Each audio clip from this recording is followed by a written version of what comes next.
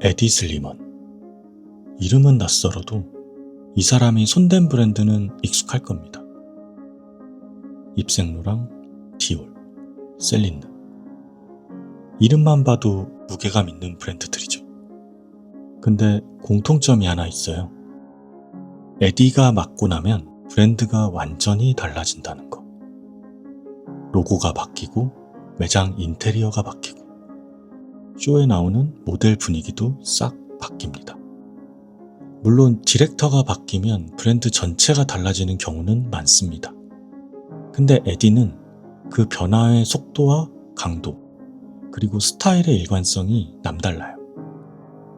그냥 방향을 제시하는 정도가 아니라 브랜드 전체를 자기 스타일로 재편성하는 사람이에요. 그래서 그가 지나가면 브랜드가 에디화된다, 이런 말까지 나오는 거죠. 원래 이 사람은 사진 찍는 예술가였습니다. 도시, 청춘, 음악 같은 걸 흑백으로 찍고 다녔죠. 근데 그 분위기를 옷으로 만든 게 시작이었어요. 입생로랑 옴무에서 일하다가 2000년에 디올 옴무 크리에이티브 디렉터가 되는데 여기서 제대로 사고를 칩니다. 남자 옷이라고 하면 기본이 어깨가 넓고 바지통도 여유있게 만들어야 멋이라는 인식이 있었는데 에디는 전혀 다른 길로 갑니다. 바지는 다리에 딱 붙게 만들고 재킷은 허리에 착 감기게 만들었죠. 말하자면 남성복에 스키니라는 단어를 처음 붙인 사람입니다. 그 순간 단지 스타일이 바뀐 게 아니었습니다. 그는 남자가 어떻게 입어야 멋있다는 인식을 아예 다시 쓰기 시작했죠. 근육질의 남성성, 터프하고 거친 이미지가 지배적이던 시절에 에디는 마르고 앳되고 흑백 사진 속에 어울릴 것 같은 하얀 얼굴의 남자들을 런웨이 위에 올렸습니다. 그리고 놀랍게도 사람들은 그 변화를 거의 아무런 저항 없이 받아들였습니다. 그게 에디 슬리먼이 만든 분위기였고 그게 곧 새로운 기준이 된 겁니다. 칼 라거펠트가 에디 옷을 입으려고 40kg을 뺐다는 얘기는 유명한 일화예요. 옷 하나로 시대 분위기를 바꿔버린 거죠. 에디의 이런 접근은 단순한 유행을 넘어서 남성성이 표현되는 방식 자체에 대한 사회적 인식을 바꿔놓았습니다. 그는 근육질이라는 전통적인 미적 기준에서 벗어나 슬림하고 중성적인 실루엣을 새로운 기준으로 세웠고 그 스타일은 에디보이라는 단어로 대표될 만큼 대중문화 전반에 퍼져나갔습니다.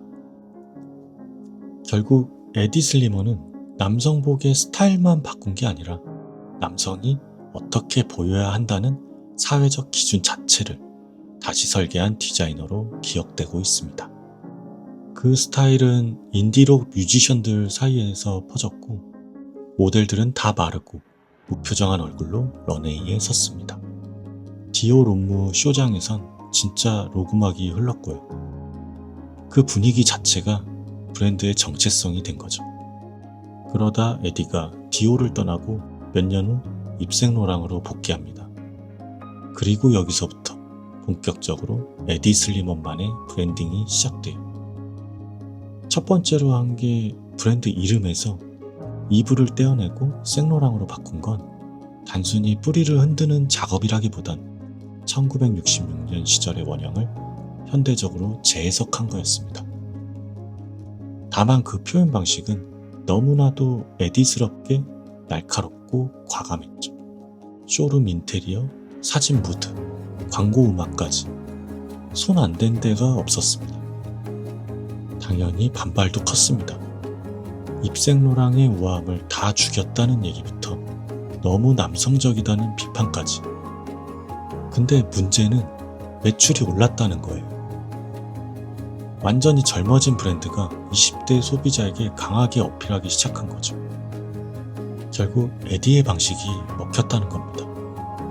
사람들은 브랜드가 아니라 스타일에 반응한 거예요. 그리고 셀린느로 갑니다. 여긴 더 과감했어요. 원래 피비 파일로라는 디자이너가 여성의 절제된 아름다움을 보여주던 브랜드였는데 에디가 오자마자 남성복 라인을 만들고 로고도 바꿔버립니다. 기존 셀린느 팬층은 혼란에 빠졌고 일부는 떠나갔죠. 근데 또 매출은 오릅니다. 실제로 에디가 셀린느를 맡은 이후 브랜드는 20대 고객층을 중심으로 빠르게 성장했고 연매출은 2억 유로 이상 늘었습니다.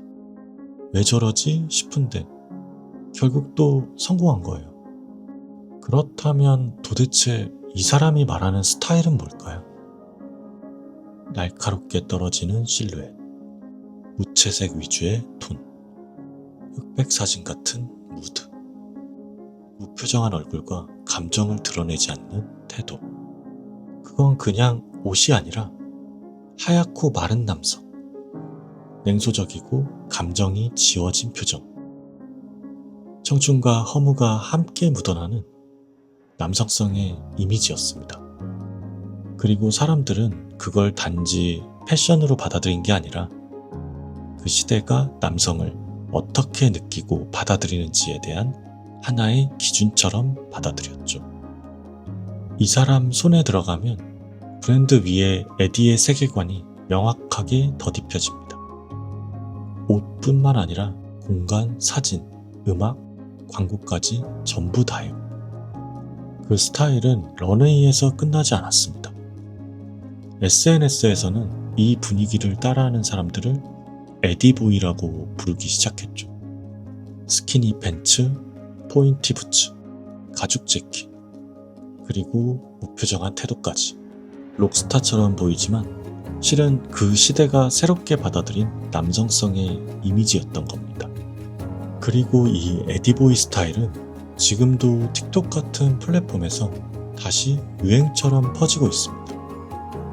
최근에는 래퍼 켄드릭 라마가 슈퍼볼 하프타임 쇼 무대에서 셀린느의 여성용 플레어진을 입고 등장해 또 한 번 화제가 됐습니다.